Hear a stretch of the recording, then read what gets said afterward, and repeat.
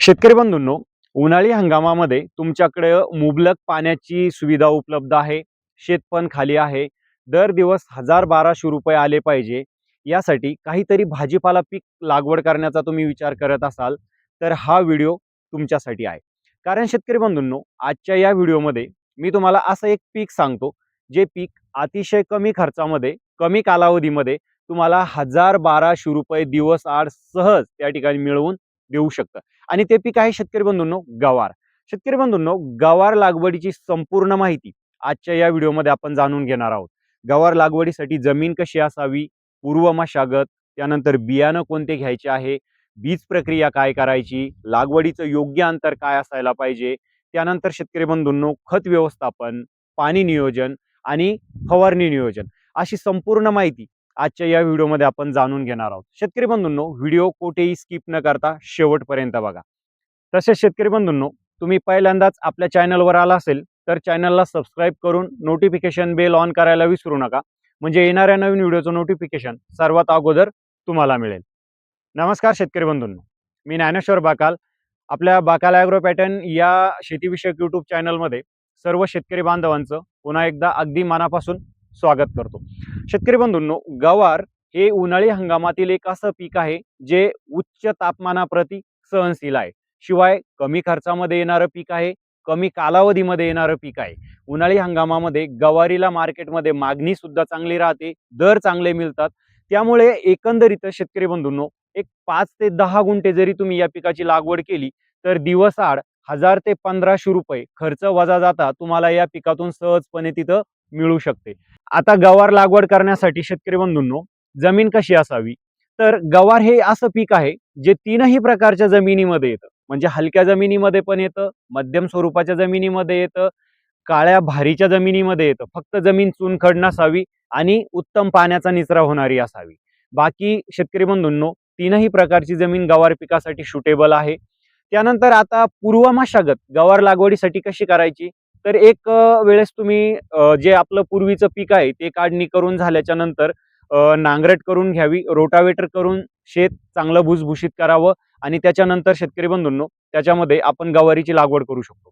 आता गवार लागवड करण्यासाठी शेतकरी बंधूंनो, जे योग्य अंतर आहे, तर ते अंतर काय असावं किंवा कोणत्या पद्धतीने आपण गवारीची लागवड करावी, तर 2 प्रकारे तुम्हाला गवारीची लागवड करता येते. एक साध्या सरीवरंबा पद्धतीमध्ये तुम्ही लागवड करू शकता. एकदम कमी खर्चातली ही पद्धत आहे. आणि दुसरी पद्धत आहे शेतकरी बंधूंनो, ड्रीपवरती, जी थोडीशी खर्चिक आहे, पण जिच्यामध्ये जे उत्पादन आहे तर ते थोडंसं जरा चांगलं मिळतं. पण खर्च थोडासा तिथं ड्रीपचा वगैरे तुम्हाला वाढणार आहे.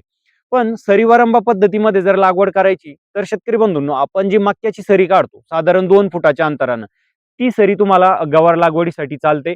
2 फुटाचं अंतर 2 ओळीमध्ये ठेवायचं आहे आणि त्याच्यानंतर 2 रोपातील जे अंतर आहे तर ते साधारण आपल्याला 1 ते 1.25 फुटापर्यंत तिथं ठेवायचं आहे. अशा पद्धतीनं तुम्ही गवारीची जी काही टोकन पद्धतीनं सरीवरंबा पद्धतीमध्ये तिथं लागवड करू शकता. आता ड्रीपवर लागवड करायची झाली तर शेतकरी बंधूंनो, एक 4-4 फुटाच्या अंतरानं ड्रीप सोडा आणि ड्रीपच्या दोन्ही बाजूनं साधारण 6-6 इंचाच्या अंतरावर 1-1 फुटाच्या अंतरावर 2 रोपातलं अंतर अशा पद्धतीनं ठेवून तुम्ही टोकन जी तर ती लॅटरलच्या दोन्ही बाजूने तिथं करू शकता. अशा पद्धतीनं ड्रीपवर तुम्हाला तिथं लागवड करता येते.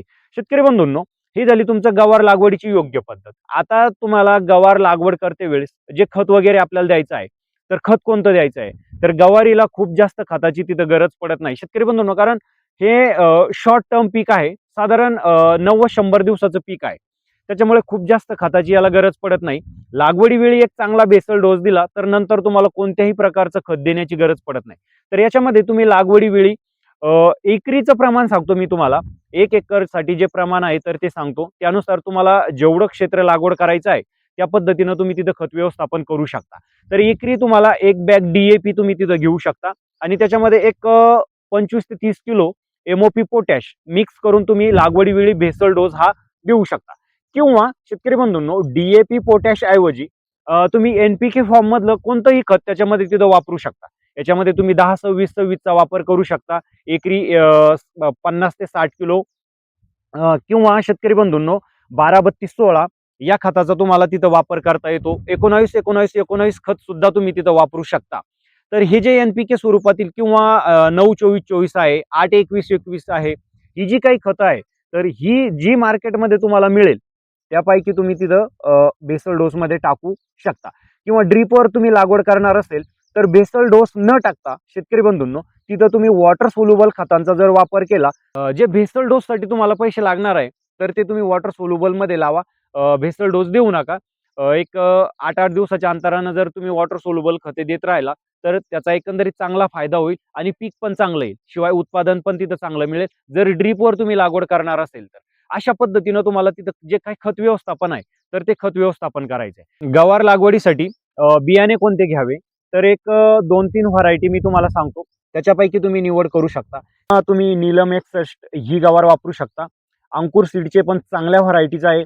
त्याच्यापैकी तुम्ही तिथं घेऊ शकता. सरपंच सीडच्या सुद्धा चांगल्या व्हरायटीज गवारीच्या आहे. त्याच्यापैकी तुम्ही निवड करू शकता. त्यानंतर शेतकरी बंधूंनो, बियाणे लागवड करण्यापूर्वी आपल्याला बियाणाला चांगली बीज प्रक्रिया करून घेणे सुद्धा गरजेचं आहे. जेणेकरून बियाणाची उगवण चांगली होईल, बुरशीजन्य रोगाचा प्रादुर्भाव होणार नाही. तर यासाठी तुम्ही ट्रायकोडर्मा पावडरचा प्रति किलो 5 ग्रॅम बीज प्रक्रियेसाठी तिथं वापर करू शकता. किंवा शेतकरी बंधूंनो, तुम्ही एखादं रासायनिक बुरशीनाशक सुद्धा बीज प्रक्रियेसाठी तिथं वापरू शकता. ज्याच्यामध्ये तुम्ही बायरचं एव्हरगोल वापरू शकता. किंवा शेतकरी बंधूंनो, थायमॅक्झॉम 25% किंवा 30% मध्ये जे येतं तर स्लेअर प्रो नावाचं म्हणून सनी जे कीटकनाशक आहे तर त्याचा तुम्ही तिथं बीज प्रक्रियेसाठी वापर करू शकता. किंवा झेलोरा सारख्या बुरशीनाशकाचा सुद्धा तुम्हाला बीज प्रक्रियेसाठी वापर करता येतो. हे जे काही मी तुम्हाला बुरशीनाशक सांगितले कोणतंही एक बुरशीनाशक तुम्ही बीज प्रक्रियेसाठी तिथं वापर करू शकता.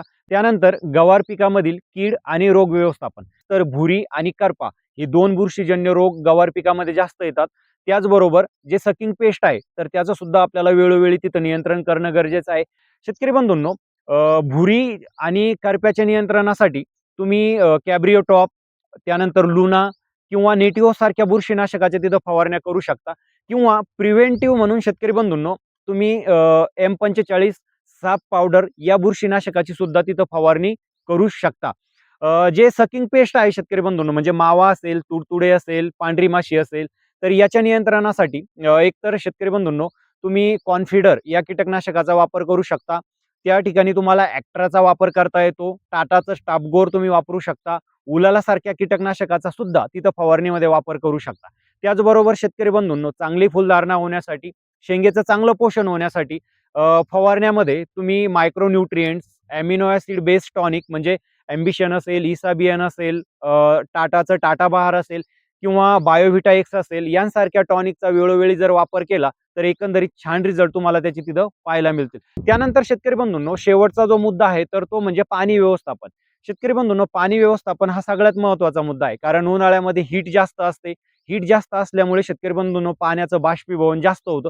त्यामुळे खूप जास्त वापसा कंडिशनवर आपल्याला शेत सोडायचं नाहीये. 3ऱ्या-4थ्या दिवशी आपल्याला पाणी देणं गरजेचं आहे. हलकी जमीन असेल तर साधारण दिवसाआड तुम्ही पाणी देऊ शकता.